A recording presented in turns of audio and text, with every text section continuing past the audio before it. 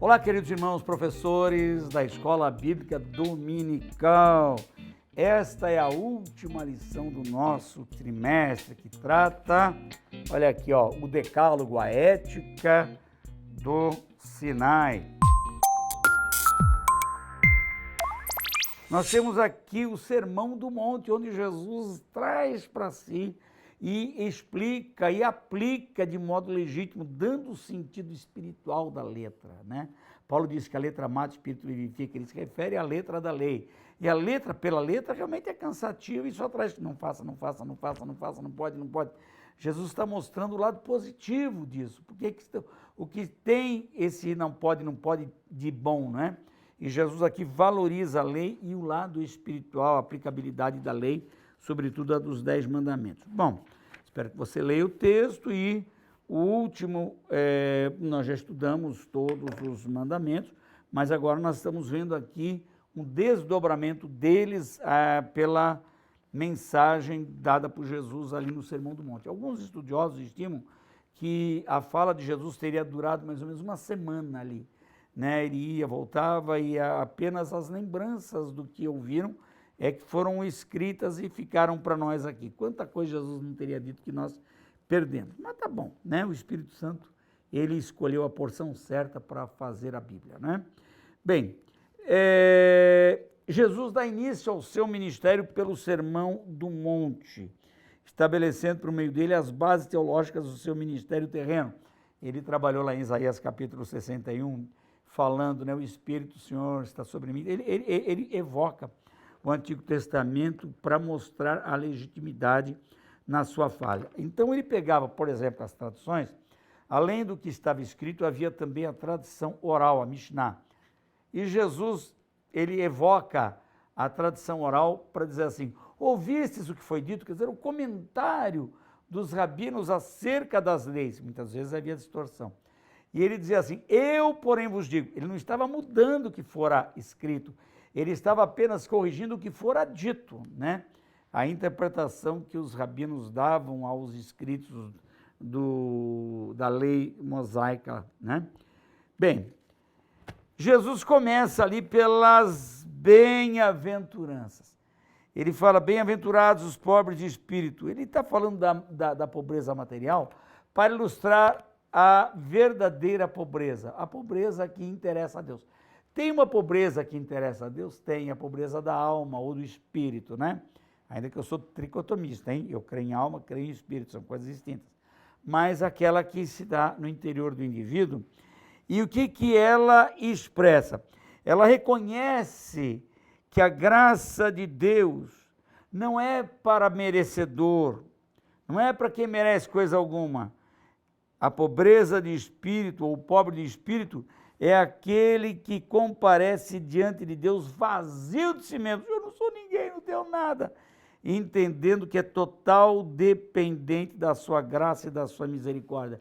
Jesus disse, o reino de Deus é para essa gente aí, que chega lá diante de Deus sem dar carteirada. Sabe quem eu sou? Sabe com quem você está falando? Pregador das multidões. Vai devagar, irmão.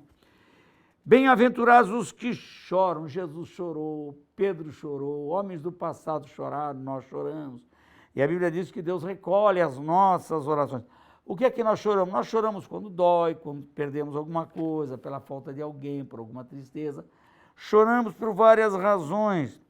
E existe um choro de tristeza segundo Deus, que está em 2 Coríntios 7:10, que estabelece ali sutilmente uma distinção entre remorso e arrependimento. Remorso quando a pessoa faz uma coisa errada e ela chora, lastimando, que burro que eu fui, não podia ter feito isso, meu Deus. O choro de arrependimento é o contrário. No remorso a pessoa olha para trás, se lastima. O choro do arrependimento a pessoa diz, eu não devia ter feito o que fiz, mas fiz. Deus tem misericórdia de mim. E olha para frente, aí se dá a conversão. Então um é o remorso, o outro é o arrependimento. Os dois choros, mas o melhor é o do arrependimento, tá?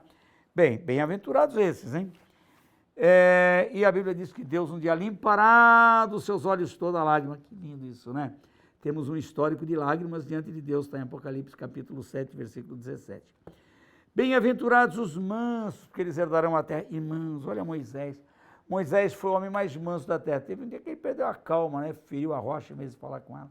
Mas a Bíblia incentiva a mansidão, que deve ser o perfil do crente. E lá em Gálatas 6:1, Paulo diz assim, se alguém vem ter convosco trazendo alguma ofensa, porque tem gente que é ofensiva, belicosa, o tempo todo em guerra, nunca viu o bem, só viu o mal. Você falou de mim, parece que eu não sei, eu não gostei do que você escreveu lá no seu Instagram, olha que você... Sabe? Gente sempre reivindicando coisas. Um dia você passou por mim e não me viu, não conhece, meu? Sabe? Tem umas coisas chatas, né? A gente convive com tudo isso e a gente precisa ser tolerante, sabe? Olha, e Deus manda essa gente servir de matéria-prima para nós crescermos, tá? Usa isso, entenda assim. É a matéria-prima do nosso aperfeiçoamento, tá bom? São os insumos de Deus. Paulo tinha espinho na carne lá, orou 3 vezes, eu disse, para que isso é insumo. Isso é teu aperfeiçoamento, rapaz, minha graça se aperfeiçoa na fraqueza. Vou tirar coisa nenhuma, continua orando, se quebrantando. Tinha alguém para espetar Paulo para ele se quebrantar diante de Deus, tá?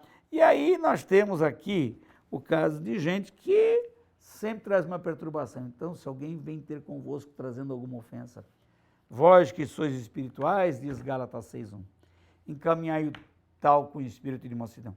Às vezes está com vontade de só pegar pelo pescoço e dizer, Deus, não posso fazer isso. O que é que o Senhor faria no meu lugar? Deixa eu olhar, né, com misericórdia, com compaixão, perdão, relevar e olhar para frente. Bem-aventurados que têm fome e sede de justiça. Qual é o seu anelo na vida? Tem gente que está sempre correndo atrás de prazeres, de ter, eu quero comprar uma casa na praia, eu já paguei meu apartamento, eu quero trocar de carro. Não tem nada errado com isso, mas o coração só pede por essas coisas, pede pelo que é da terra, e não pede pelas coisas de Deus. Olha, eu quero ajudar meu pastor, ele quer reformar a igreja, nós vamos construir uma igreja, nós vamos fazer um investimento para comprar um terreno, fazer um seminário, nós vamos construir uma capela, vamos fazer uma coisa. Por que a gente não tem os mesmos sonhos para Deus? Né? Estamos querendo o tempo de Ageu, né? Cada um fazendo sua casa e esquecendo a casa de Deus.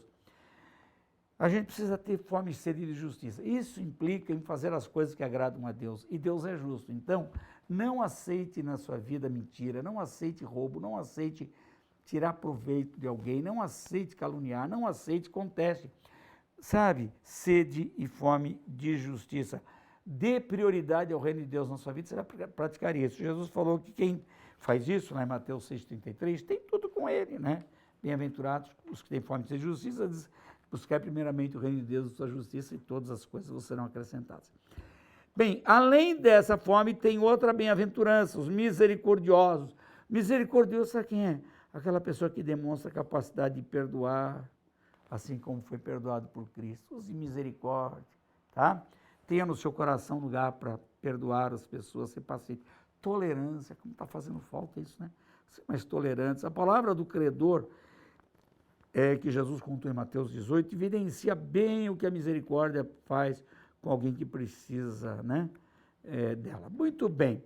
Bem-aventurados os limpos de coração. Olha, tem gente que dá glória a Deus na igreja, é crentão, e canta, e prega, não sei o que, mas tem um coraçãozinho sujo, né?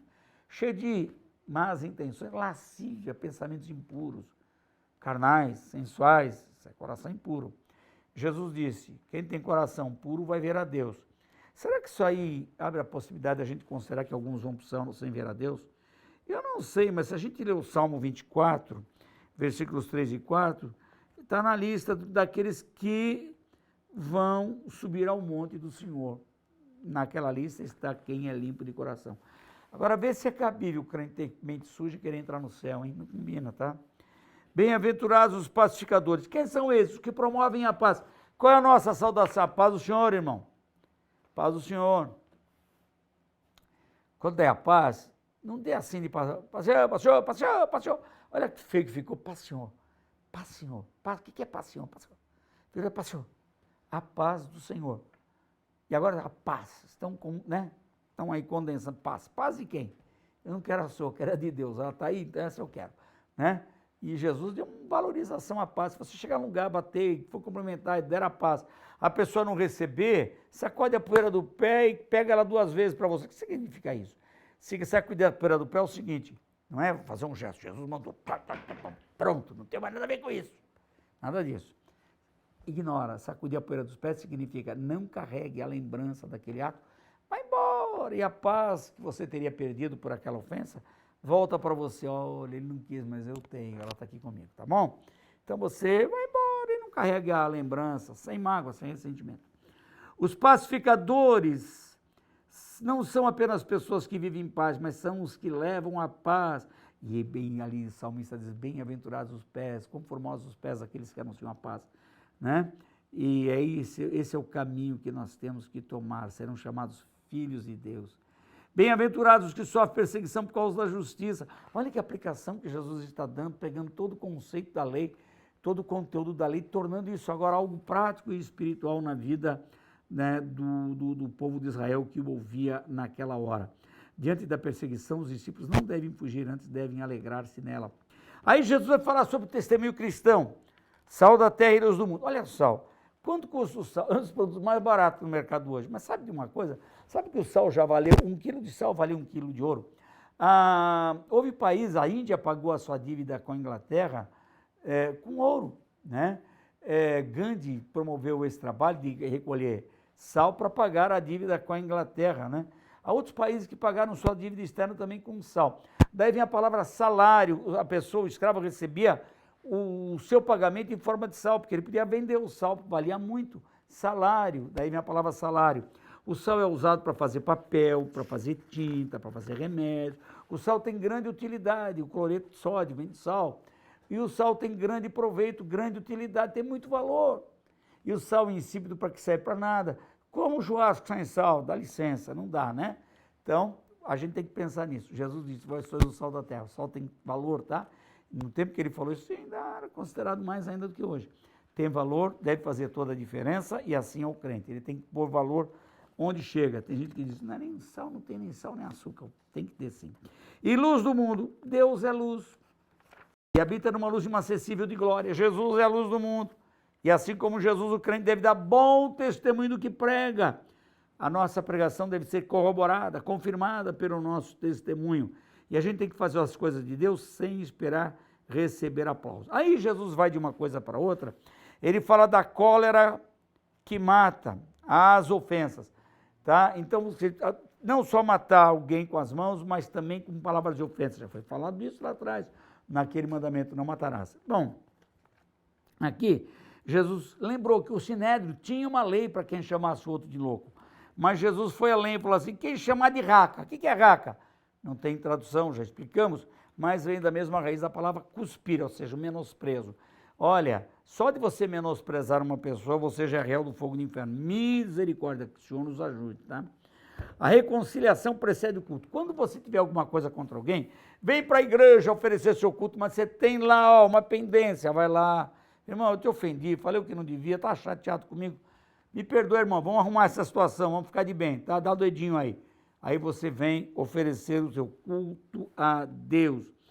E de volta à ética do decálogo. Jesus agora volta a tocar em alguns pontos dos 10 mandamentos.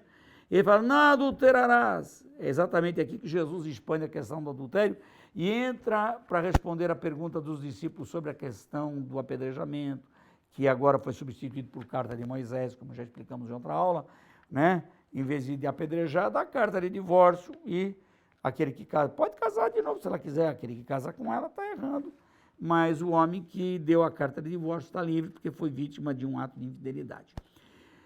Princípios de tolerância e generosidade aqui termina. Um bom relacionamento inclui tanto a tolerância como a generosidade.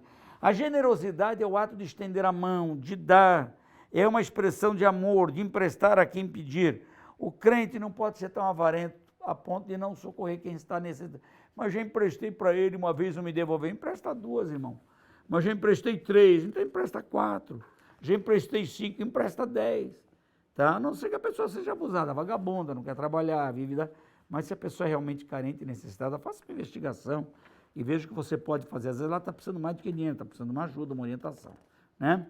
Não se pode negar que a plena conexão entre os 10 mandamentos e o Sermão do Monte proferido por Jesus, no qual sua autoridade divina com ela, ele corrige as distorções feitas na interpretação das leis, reiterando a superioridade da nova aliança sobre a antiga aliança e a importância de seus seguidores obedecerem às Escrituras. Que o Senhor nos ajude a cumprir essas regras que são bases éticas, formas bases éticas de uma vida saudável. Que Deus abençoe sua vida e até uma próxima ocasião, quando Deus nos permitir comentar outra lição.